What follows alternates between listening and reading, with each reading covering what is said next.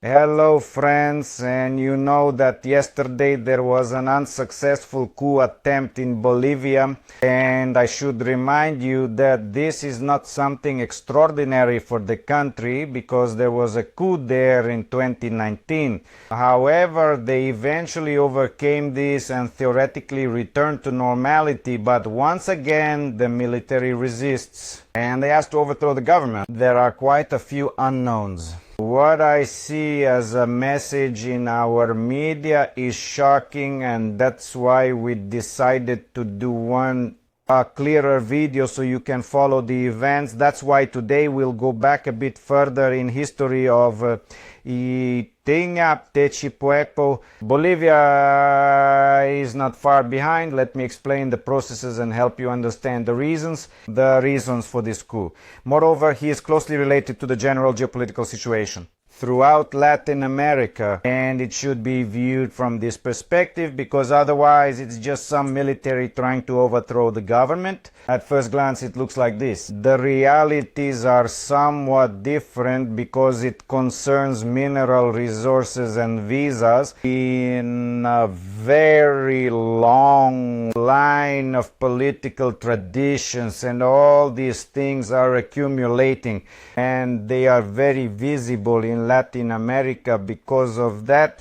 If you want to understand the process, first watch our channel and subscribe to it, and besides engage in history because it gives you this direction which can explain a large part of the political problems. That there were processes we see now. I will briefly tell you the events just like unfolded over the past day. What happened is that General Juancho joined. In some places they call him Zoniga on Bulgarian TV. Zoniga is his name, who was the commander of the Bolivian army, started an operation to try and overthrow the president. At least that was the official version, although his signals were somewhat different.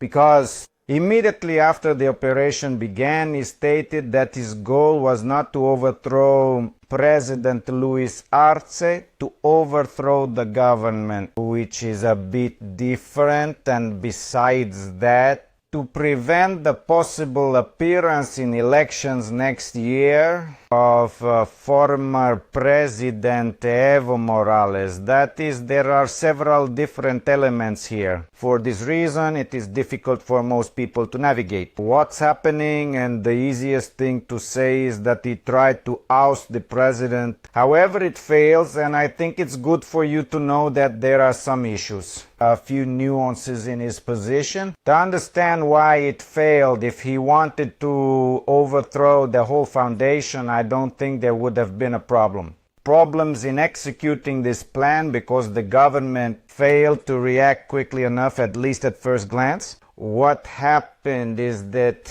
in La Paz, the capital of Bolivia, around Plava, I am in Rio, in the city center where the main buildings are, and the military, who it is under the command of Zoniga, and tried to enter the presidential palace initially.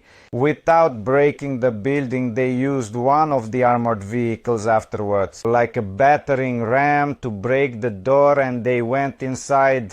However, most of the state leadership, they weren't. They were in other buildings, and naturally the aim of the general was pressured to remove the government and possibly for the president to step down. Once again, I'm telling you that here the situation, what the problema disposto tutte, and so far it is difficult to fully clarify. President Arce first called on citizens to remain calm and then urged them to take to the streets and stop the coup attempt. Much more radically reacted a bit earlier. In fact, before the acting president Arce reacted, the former president Evo Morales, who is currently part of the opposition, he absolutely categorically defined everything that was happening in the country as an attempt for a coup and accused the army of trying to overthrow the government. Naturally, these reactions from politicians caused many people to come out quickly in the street, Ivka and Nazmetka. This confrontation, thank God, did not lead to bloodshed because in the previous case in 2019, when the coup was successful, then it led to very serious bloodshed. General Soniga was arrested along with the other officers above him who tried to participate in the coup from the fair devices. President Arce immediately changed the entire leadership of the army, appointing 3 new Dani, Baptista. What is important to know is that on Sunday, General Soniga was removed from main positions. Commander of the Bolivian army due to a political statement against former President Evo Morales. Relations between Arce and Evo Morales at the moment, they are not good, but despite this, the political intervention of the army naturally, quite logically led to the removal. However, here appears another line which is mostly quoted in Spanish-speaking media. Latino American newspapers present another perspective according to which at the moment General Soniga claims that all this planning this trip at all, it has been almost like PR stunts by the incumbent President Arce, who was worried that his rating was dropping significantly, and he asked the general to do something about it, increase support for the government. I deeply doubt that this is true, but in any case, such a statement in front of the cameras of General Soniga, as you can understand, this creates quite serious political tension in Bolivia at the moment. Otherwise, if we look at the coup, it failed, firstly because it clearly had no access. The plan is very clear. It was quite rushed, sculpted, so to speak, for several days now, and on top of everything else, he did not receive the necessary political support. Because in the previous case in 2019, first the politicians from the opposition took action and then the military. They actually overthrew the state power, which this time, at that moment, it was already being established because then things became timely. In the elections, I'll tell you more in a moment. For that story, 2019, the important thing here is that almost all political forces reacted very negatively to the attempt to overthrow the government. And on top of everything else, the international pressure was very serious, and the president of Mexico also reacted. López Obrador and Colombia, Gustavo Petro, and to Cuba, and the UN did not react, and the Organization of American States, everyone absolutely condemned the coup, including, but also the United States in such a half-hearted manner. And the United States condemned the coup half-heartedly, and of course this led to the complete discreditation and the inability to establish control over the country, especially since the threat of civil war was quite serious. But what we need to remind in this case is how we got here.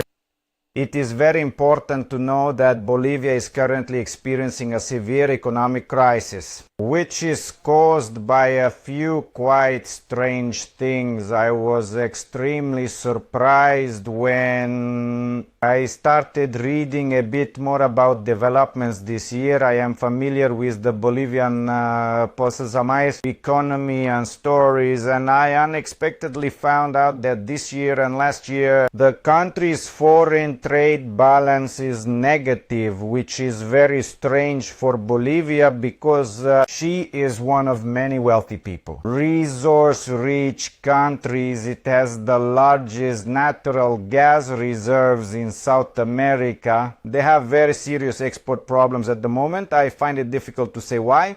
Overall, this sector has been maintained primarily by foreign companies, despite the idea of nationalizing the sector during President Evo Morales' administration. It was never done. At the moment, these resources are not sufficient, and Bolivia, which is strange, we have an exceptionally large amount of fuel, which causes the great economy problem in the country at the moment. There is a shortage of fuel, even though Bolivia has its own oil deposits. But what became clear after I dug a little deeper is that their refineries are not able to process enough oil, and for this reason they are forced to import it from abroad at quite serious prices. This further worsens their balance. It turns out their foreign currency reserves have been depleted over the past few years, and now they have an artificially inflated inflation and a rise in the prices of dollars due to a shortage of dollars in the market. Restriction on the sale of dollars by the government of Arce, who,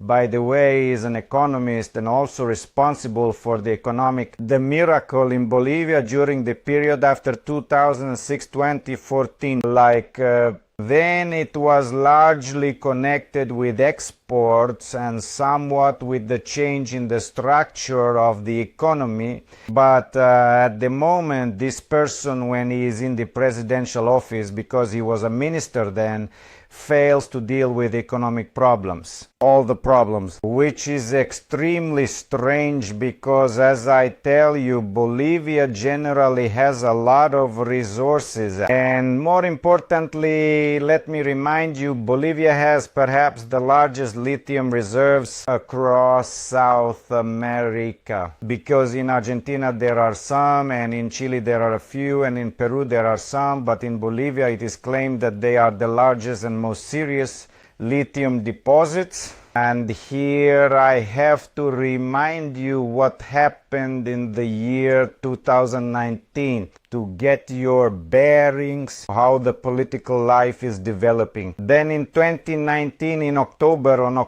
20th, presidential elections were held in Bolivia, the whole presidential republic. As the long-term president Evo Morales participated in the elections for the fourth time, although in principle he shouldn't have the opportunity for that, because there are term limits in the constitution. But despite everything, he showed up hoping to win. He is an Indian and got into politics thanks to the very serious economic problems in the country during the 1990s. The entire water sector was privatized, and a large part of the country was left without water. And during these water riots, Evo Morales, and thus an indigenous group with leftist views, he later managed to create a party